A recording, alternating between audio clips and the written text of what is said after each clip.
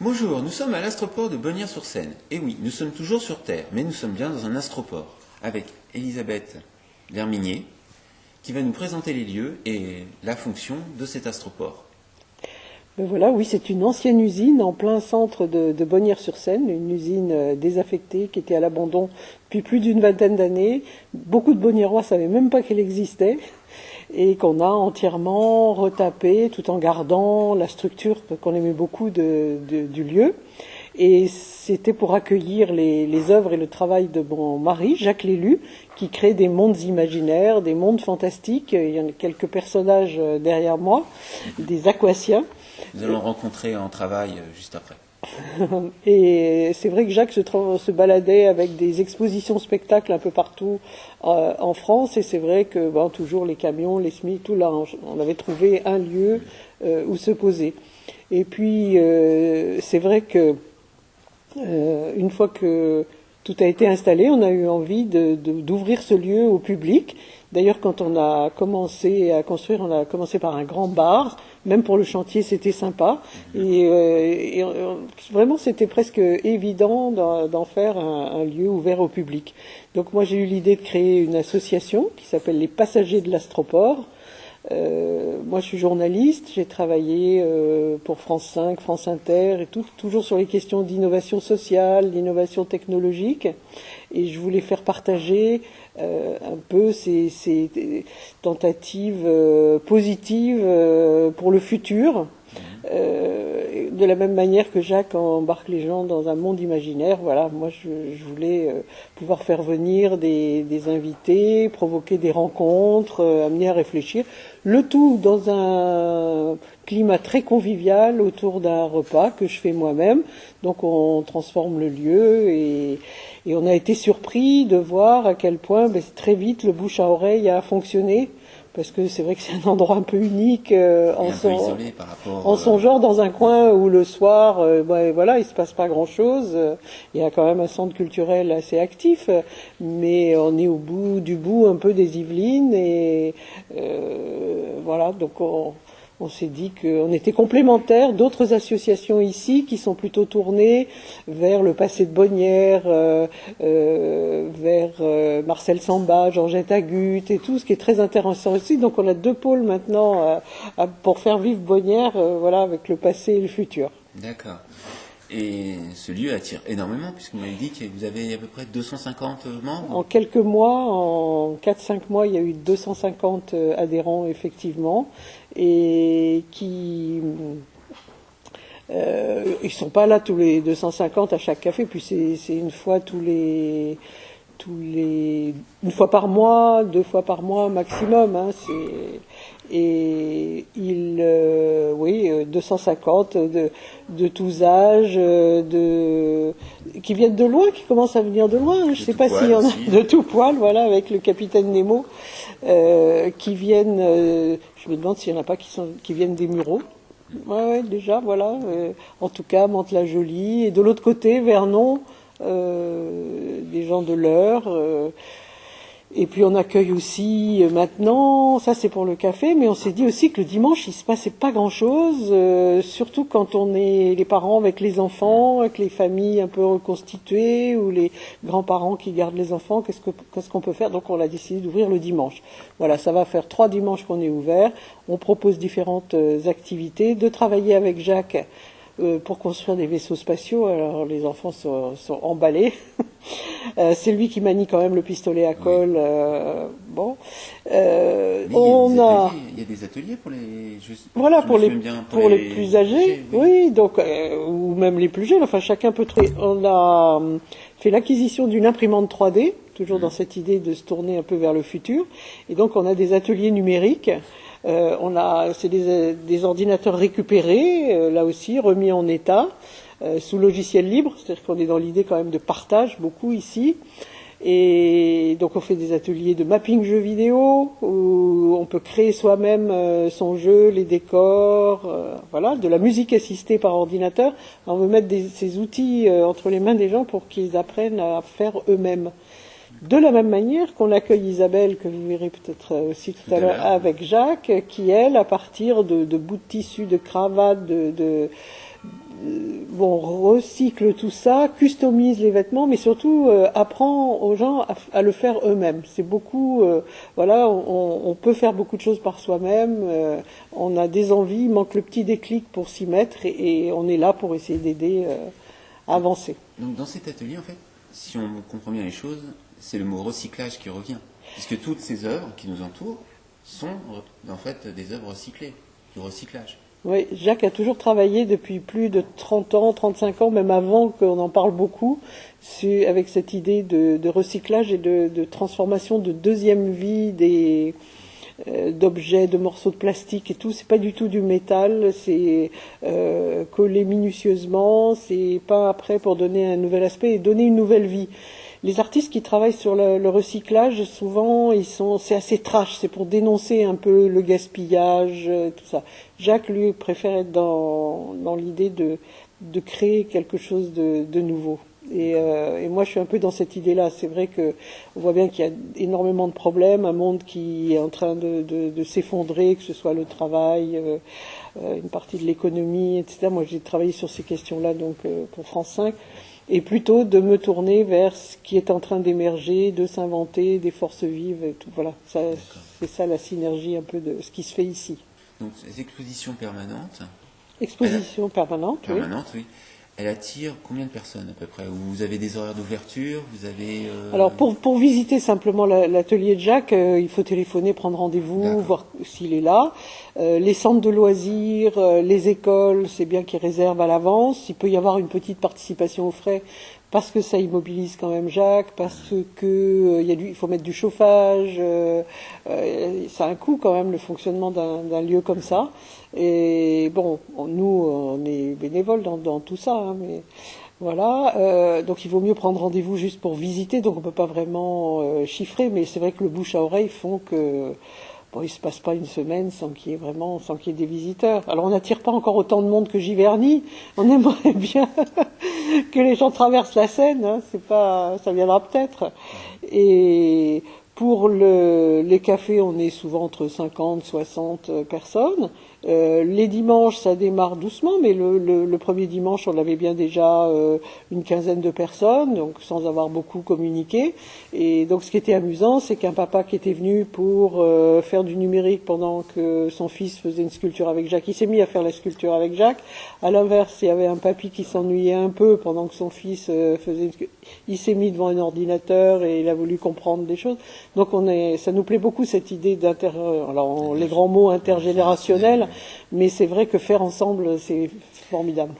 Si j'ai bien compris, ici aussi, c'est un peu intergénérationnel, parce que votre fils, il travaille aussi un peu ici. Oui, Thomas l'élu. Donc Thomas, lui, il s'est mis aussi à faire un peu de sculpture. Oui. Vous la verrez peut-être là-haut. Et surtout, il essaye dans des concerts de musique techno d'amener de la décoration et d'autres formes d'expression artistique que la musique. D'accord. Et c'est vrai il a vraiment ce sens du décor, de la fête, de la musique aussi. Voilà, donc c'est vrai qu'ici c'est presque un petit hameau. C'est un peu père en fils, l'idée de décor et d'organisation du décor, parce que si je me souviens bien, Jacques Lélu est aussi scénographe. Scénographe, oui. Il a fait de grands spectacles. Il vient du théâtre. C'est pour ça qu'il faisait des expositions spectacles. Ces sculptures que vous voyez là, il faisait ça chez lui comme des décors. Et un jour, la télévision est venue, c'est le directeur du festival de Lille, Maurice Fleuret, qui travaillait avec Jack Lang, qui est le créateur de la fête de la musique, au passage, a dit à Jacques, il faut absolument faire une expo, venez à Lille, dans un très bel endroit. Et là-bas, c'était un grand succès, et tout le monde voulait son expo, et il est parti avec ses camions, et ça a démarré comme ça. Sauf qu'il y a eu un jour un incendie, gravissime en Belgique, où il a perdu 80% de son œuvre. Et bon, il avait mis toute l'œuvre de Jodorowsky en volume. Jodorowsky, c'est un scénariste qui a travaillé avec les plus grands dessinateurs, avec Moebius, Book, etc. Et ben, il avait perdu son outil de travail. Donc il s'est retourné un peu vers le spectacle vivant. Il a fait pendant 4 années de suite la Nuit des couleurs dans le Val-Fouré, devant le bassin d'Aviron. Un spectacle qui mélangeait, qu'ils aient travaillé ensemble, toutes les associations, pendant 6 mois de musique. Et c'est-à-dire faire se parler des gens qui ne se parlaient pas d'habitude. C'est un peu comme ici, quand ici il assemble des objets qui ne sont pas faits pour aller ensemble. Ben, il faisait ça. Et il faisait rencontrer des amateurs et des professionnels. Et voilà, ça se jouait une fois, c'était 20 000 spectateurs, c'était magique avec des effets spéciaux, voilà, il a fait ça donc au Val-Fouré. Après, il a travaillé à Rosny-sur-Seine, sur un festival qui s'appelait les Métamorphoses, où il transformait le lieu sur un thème avec différentes expressions artistiques. Voilà, puis on a fini par arriver ici. D'accord. Nous allons à la rencontre de Jacques Lélu dans son atelier pour lui poser quelques questions et puis le voir au travail. Donc nous sommes avec Jacques Lélu, plasticien, scénographe. Bonjour. Bonjour, bonjour. Bonjour. Donc nous sommes dans votre atelier, l'Astroport est votre atelier, votre exposition permanente aussi. Mais parlez-nous de votre passion, parce que c'est une passion, de recyclage, de création d'œuvres. D'où c'est venu ? C'est venu, je ne sais pas si Elisabeth vous en a parlé, donc moi j'étais comédien et metteur en scène, donc Comédie de Saint-Étienne, etc. Et je tenais un petit peu table ouverte après les spectacles là où j'habitais à Saint-Étienne. Et j'avais transformé mon chez-moi en lieu de vie un peu fou, avec des funambules qui passaient à l'envers au plafond, des planchers transparents et des scènes en dessous, enfin des pièces traitées dans les camélias de couleurs, etc. Voilà. Et donc, je faisais ça pour mon plaisir personnel. Voilà. D'accord. Et donc, j'avais une copine qui était à FR3 Lyon, donc a tourné un sujet sur mon chez-moi, voilà, qu'il a revendu aux chaînes nationales, et j'ai reçu donc un coup de fil de Maurice Fleuret, directeur du Festival de Lille, donc, et qui me demandait de faire une expo en 1980. D'accord. C'était donc Maurice Fleuret, Festival de musique, donc c'était les 20 dernières années du siècle, en 80, la thématique générale. Il y avait des expos satellites. Alors je lui dis, écoutez Maurice, moi je ne fais pas d'expo, donc voilà. Il a dit, est-ce que je peux vous envoyer quelqu'un pour vous parler un peu de tout ça. Donc il m'a envoyé un petit gars à l'époque, qui est devenu directeur de la DRAC de Lille maintenant. Voilà, et qui a séjourné pendant une semaine à la maison, qui m'a convaincu de faire une expo. Donc on a fait une expo, pas des rameaux à Lille, donc j'ai fait une expo, une espèce de mastaba de pierre noire, où il y avait un grand personnage couché comme Gulliver, avec des petits personnages qui l'accompagnaient dans un grand vaisseau, relié aux autres pièces de l'expo, qui étaient à la fois des sculptures et des hologrammes, parce que j'avais travaillé avec François Mazero, on avait réalisé la première exposition itinérante d'holographie en France, donc en 80. D'accord. Donc il y avait une alternance de pièces sous forme d'hologramme et de pièces sculptées. Il y en avait une quarantaine à l'époque. Voilà. Et puis, je me souviens toujours de Mauroy et Fleuret qui avaient traversé tout le Palais Rameau, ça faisait 5000 m², qui avait dit « ce sera ça le succès ». Effectivement, le lendemain, il y avait des pages entières dans Nouvel Obs, Libé, Le Matin de Paris, Le Fou d'Élève, enfin, etc. Voilà. Et à côté, il y avait quand même du beau monde, puisqu'il y avait la NASA, Rougerie, Giger, Fauss, Mébius, Casals, CNRS, bref, tout ce qui touchait un peu à l'espace à l'époque. Et je me suis retrouvé, comme on dit vulgairement, au cul du camion, quoi, pendant de 80 jusqu'en 2001, je veux dire, avec des expositions, enfin en tous les cas la première tranche importante, c'est de 80 à 83, donc sur les routes, avec tout le monde voulant cette expo. Quoi. D'accord. Alors, c'est à la fois une justification d'action culturelle, parce que ça avait été l'expo qui avait été portée au nu, et puis en même temps, il y avait des vrais amateurs qui étaient vraiment intéressés par cette aventure, donc qui était double, parce que non seulement je travaillais déjà avec des matériaux de récupération, et je travaillais de la façon la plus simple qui soit, c'est-à-dire que j'avais un jour découvert que je savais faire quelque chose que je ne savais pas que je savais faire. Tout bêtement. Sauf qu'à l'époque, il n'y avait pas de pistolet à colle, il y avait plein d'outils qui manquaient, et donc c'était vraiment la patex, les tubes de colle et tout, c'était un peu space, quoi, voilà, dans tous les sens du mot. Et donc, donc il y avait ça, il y avait ces sculptures, la récup, voilà. Ouais. Et puis la scénographie elle-même. C'est-à-dire que j'ai fait descendre, quand j'arrivais au Palais des Congrès du Mans, par exemple, je disais, on arrivait dans une salle comme ça qui faisait 500 mètres carrés, 800 mètres carrés, qui était tout avec des belles verrières et des quartz. Je disais, c'est très bien, mais voilà, il faut mettre tout au noir. Donc descendre des projets du théâtre et descendre la régie du théâtre. Et voilà. Et donc en fait j'ai créé un petit peu l'histoire des parcours labyrinthiques avec des coupes très précises, etc. Et ça marchait, ça fonctionnait, puisque j'ai commencé à faire quoi au fond? J'ai commencé à raconter des histoires aux gens, les immerger comme dans des BD en volume, dans des parcours qui faisaient de 500 à 1500 mètres carrés, donc, qui leur racontaient donc une histoire avec des sculptures, des effets spéciaux, des éclairages, de la musique pour créer pour la circonstance, des légendes, voilà. Et donc il y a eu près de 200 lieux d'expo, de 78, parce qu'il y en avait eu quelques-uns petits avant 80 à Lille, 78 jusqu'en 2001. Voilà. Et en 83, par exemple, j'ai fait donc le premier train expo en France, qui s'appelait le Train des Galaxies Perdues, une gare parisienne, une affiche de Jean, de Mébius, voilà. Donc, après, j'ai acheté une péniche de 38,50 mètres, j'en ai collé une seconde, je les ai surmontés d'un dôme, ça s'appelait l'Aquanef au pont de la Concorde, je suis resté un an. Il y a toujours des lieux un petit peu atypiques et un peu fous. Bon, à savoir que je me posais dans des villes, c'était sur des festivals, sur des grosses manifestations, et donc j'y restais un mois et demi, il y avait entre 50 et 150 000 visiteurs, quoi. Donc c'était des grosses canaries quand même. Il n'y a plus de budget aujourd'hui pour ce genre d'aventure, ça c'est très clair. Voilà. Donc, un peu dommage, peut-être pour ouais, parce que ça, je veux dire, ça continuera à fonctionner aussi bien. D'accord. La preuve, la rencontre avec les jeunes aujourd'hui qui redécouvrent ce que je fais, parce qu'il y a eu une interruption, on va dire, de 2001 à 2010 en gros, suite à un gros incendie en Belgique, voilà. Ça, nous en a parlé. Ouais. Et donc j'ai mon fils, par exemple, qui fait cette sculpture qui est là derrière vous, là, qui est DJ, qui fait de la musique, etc. Et donc, toute la déco avec les sculptures que je fais dans les concerts de musique électronique fonctionne très très bien. D'accord. Et donc maintenant, vous réalisez dans votre atelier, par exemple ceci, vous avez dit que c'est une commande, Oui. ce genre de choses, et puis d'autres ateliers. Vous menez aussi, il y a des enfants qui viennent. Oui.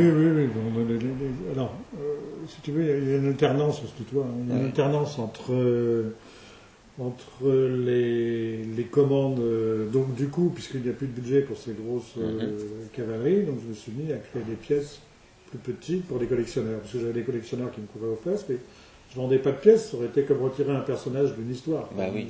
C'est partie des rares plasticiens qui ne vendaient pas de pièces, mais qui louaient sa prestation théâtrale, au fond, scénographique. Voilà.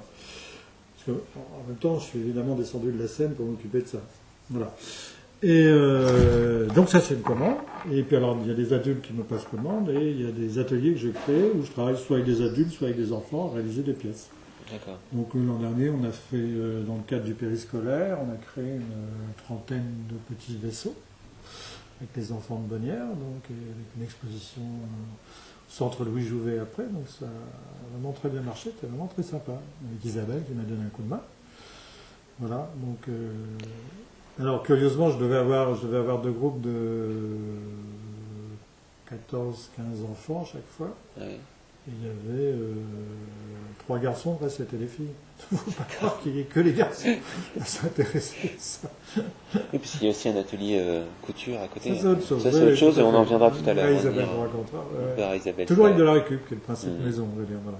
Oui, c'est le mot-clé. C'est la absolument. grande récupération. Dans votre atelier, il y a des pièces quand même monumentale. Mais c'est pas la plus grande. Vous avez réalisé une qui était de plus de 22 mètres, je crois. Alors j'ai, dans les dernières commandes, donc... C'était pour une présentation, non?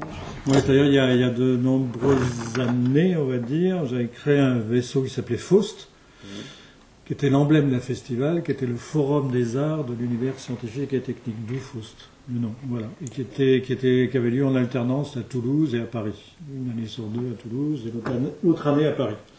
Et donc ce vaisseau, il est parti en fumée, enfin il a tourné pendant 12 ans, mais il est parti en fumée à monstre. Et donc en 2013, j'ai eu une commande d'un festival qui s'appelle les Accroche-Cœurs à Angers. J'ai réalisé donc un grand vaisseau sur le même principe que le précédent. Cette fois-ci avec des habitants de la ville d'Angers et 4 étudiants des Beaux-Arts là-bas.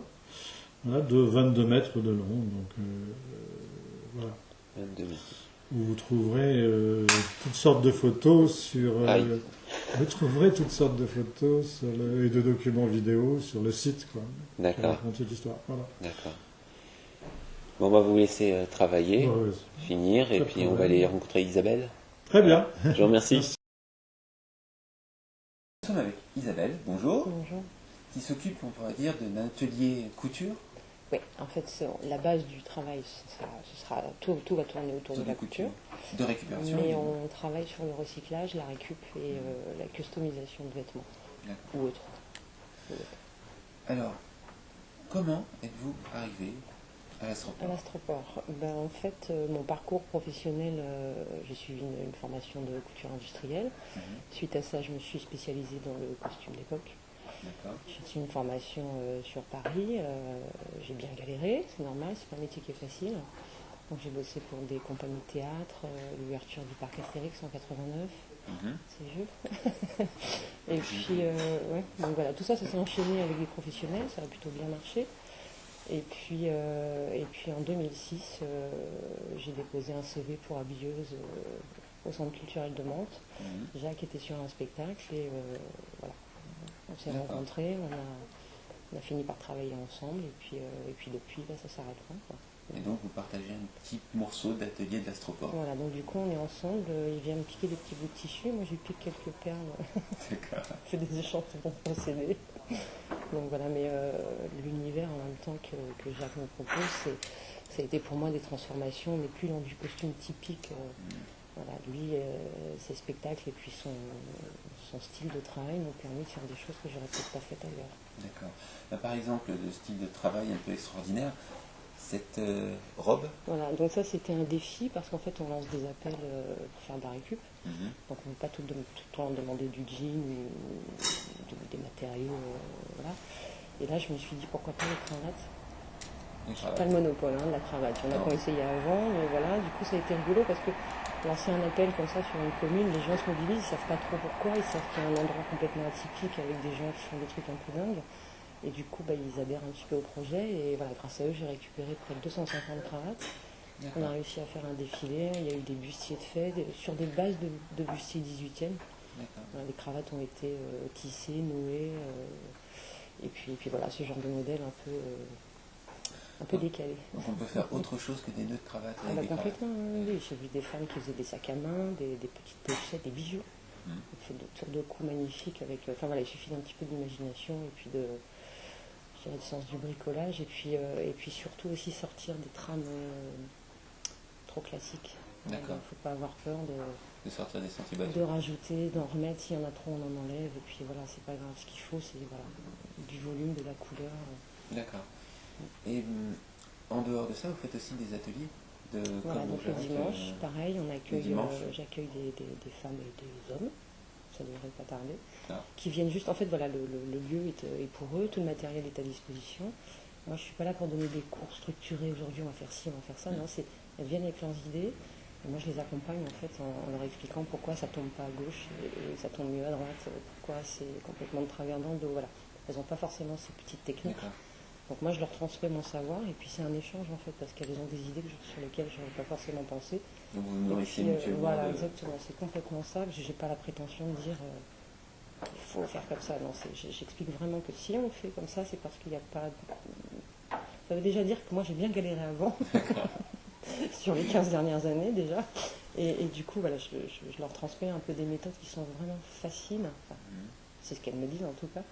Et qui sont assez rapides à assimiler. Donc après, elles rentrent chez elles, elles sont autonomes. Le dimanche d'après, quand elles reviennent, le travail a avancé. Elles ont bossé sur leurs pièces. Chez elles. Voilà, chez elles. Donc du coup, elles ne sont pas tributaires d'un atelier avec des horaires fixes ou des choses comme ça. Elles viennent quand elles ont envie. Et puis voilà, puis c'est un lieu de partage, d'échange, où tout le monde est de bonne humeur. Et c'est sympa. D'accord. Vous travaillez aussi avec les enfants? Avec les enfants, à l'école, on fait du périscolaire. Donc c'est pareil, je leur demande de fouiller dans les placards, de demander à papa maman s'il y a des jeans qui traînent parce qu'on a généralement 2-3 jeans qui servent à rien dans le placard. Donc sur 8 gamins, ça fait déjà un beau stock de matière récupérée. Et puis après, après c'est simple, je leur demande de faire attention au matériel qu'elles vont avoir dans les mains, ciseaux, aiguilles. On déchire tout, on coupe, elles défoncent absolument tout, elles récupèrent les poches, les boutons, les machins, et elles s'éclatent vraiment à faire leur petite pochette. Enfin, je ne vais même pas dire elles, je vais dire les enfants, parce que j'ai eu des petits groupes qui sont venus aussi sur des petites besaces. D'accord. J'étais bien content de leur travail. Donc c'est un atelier très ludique. Ouais, complètement. Merci de nous avoir Merci fait à partager vous. votre univers. Merci. Cette visite de l'Astroport de Bonnières-sur-Seine s'achève avec nos yeux remplis d'étoiles et de merveilles. Cette rencontre avec les occupants de l'Astroport, ou plutôt ses artistes, Elisabeth, Isabelle, Jacques Lélu et son travail hors norme, vous donneront envie de rencontrer ces artistes et de partir en quête de ce lieu unique dans les Yvelines, où recyclage rime avec futur.